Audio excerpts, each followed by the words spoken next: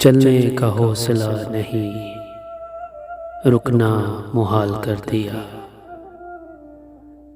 चलने का हौसला नहीं, रुकना मुहाल कर दिया।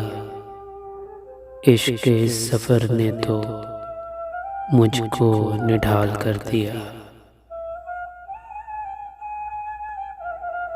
ऐ मेरी गुलज़मी तुझे चाह थी एक किताब की, अहले किताब ने मगर क्या तेरा हाल कर दिया।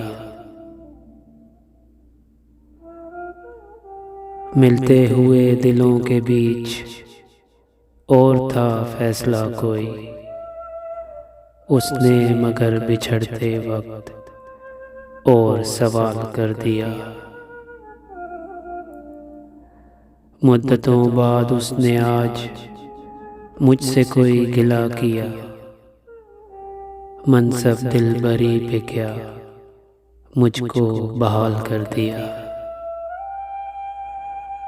चलने का हौसला नहीं, रुकना मुहाल कर दिया। इश्क के इस सफ़र ने तो मुझको निढाल कर दिया। इश्क के इस सफ़र ने तो मुझको निढाल कर दिया।